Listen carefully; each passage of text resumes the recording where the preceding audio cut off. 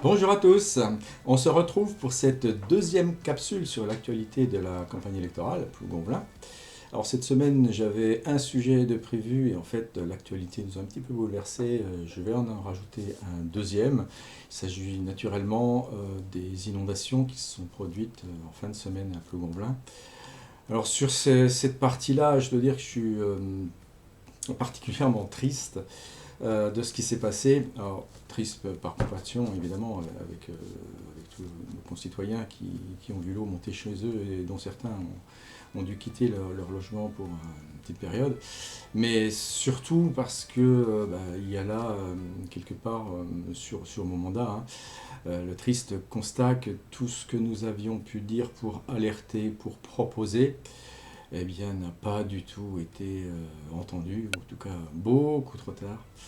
Parce que, en fait, le scénario de ce qui s'est passé, on l'avait présenté, on l'avait expliqué, entre autres en conseil municipal. Il y avait un certain nombre d'éléments à faire pour essayer d'anticiper ça, pour diminuer l'impact. Alors peut-être que tout n'aurait pas pu être mis en place à temps, mais n'empêche que rien n'a été fait dans les temps pour empêcher ça.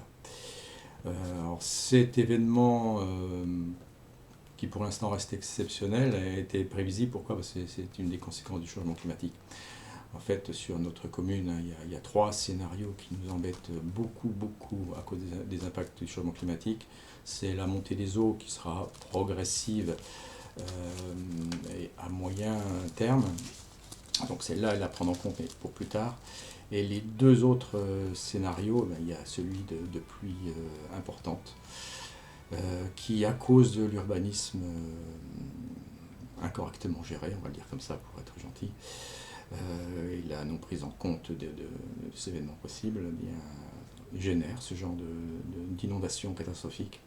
Et il y a un troisième scénario qui j'espère ne se produira pas ou le plus tard possible, c'est lié à l'effondrement des falaises parce qu'on a une géologie particulière. Et justement, le fort ruissellement qui peut découler de ces orages ou de ces intempéries très fortes, eh bien, accélère la dégradation en sous-sol, ce qui génère des risques. Là aussi, ça se prévoit, ça s'anticipe, il y a des décisions à prendre, de la communication à faire.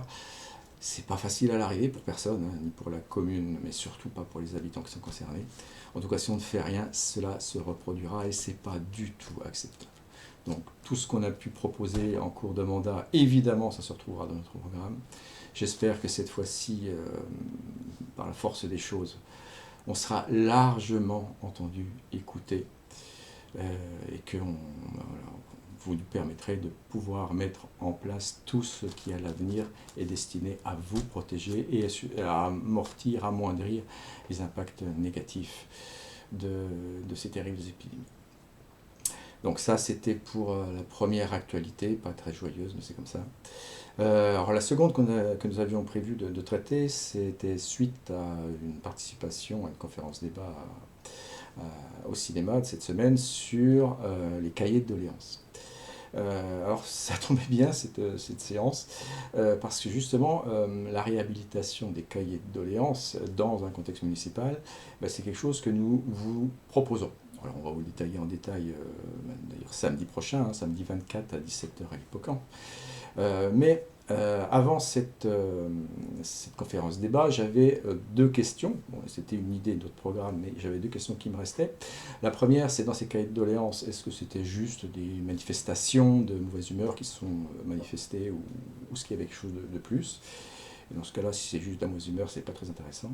Et pourquoi, à la deuxième question, c'est pourquoi ça avait finalement fini en eau de boudin? Alors, la réponse sur la première question est très encourageante.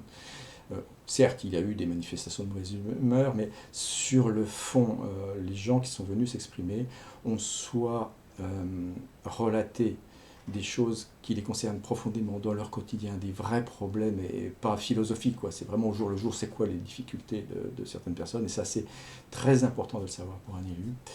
Et puis aussi, on s'aperçoit qu'il y a une vraie pensée politique structurée chez certains qui parfois ont vraiment mis des réflexions, des vrais programmes, des propositions.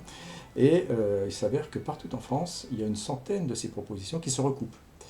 Donc il y a une vraie pensée commune, transpartisane, qui vient de la base penser sur des propositions politiques concrètes. Donc pour ces deux raisons, ça nous a conforté dans l'idée qu'il fallait remettre un mécanisme de cahier de doléances à l'ordre du jour, avec d'autres moyens, d'autres façons de faire aussi, hein, plein de choses qu'on vous expliquera. Mais oui, ça va le faire. Et la deuxième question, pourquoi est-ce que ça a échoué? Ça a échoué essentiellement pour des raisons de volonté politique, comme ce qui remontait de ces cahiers ne plaisait pas à ceux qui avaient ordonné de faire l'opération. Eh bien, ils ont essayé par tous les moyens de ne pas les publier. Et donc, une façon pour que ça se passe bien, c'est de s'engager, et je m'engage au nom de l'équipe, à ce que tout ce qui sera publié, écrit, soit rapidement publié. Bon, avec quelques éléments d'anonymisation si nécessaire, etc. Mais ça, c'est du bon sens technique. Ce sera fait. Et puis, au passage, puisque ces cahiers de doléances existent toujours, et que je me suis aperçu que les plus bons Viennois qui avaient été écrits dedans aimeraient bien avoir une institution, eh bien, nous irons aux archives à Quimper, puisque ce sont des archives départementales, chercher les cahiers qui nous concernent, et nous les publierons. Voilà. C'est un engagement clair, fort. Et puis, si la CNIL vient nous chercher, mais je ne pense pas qu'elle le pourra sur des bases légales solides, eh bien, elle va nous chercher. Après tout, l'élu, ça s'engage et ça prend ses risques. Bon, voilà. Donc, ce sujet de la citoyenneté, c'est le sujet de samedi prochain à l'Hippocampe, 17h. Nous vous donnons tous rendez-vous. Venez nombreux. On vous attend, on a toujours besoin de vous, l'équipe est en composition, ça avance bien, mais c'est toujours pas fini, donc il y a encore de la place pour ceux qui ont envie de sauver notre commune, de la faire progresser et de sortir de sa situation. Je vous remercie, à très bientôt, à samedi, ou alors plutôt dans nos rues de Plougon là. À bientôt.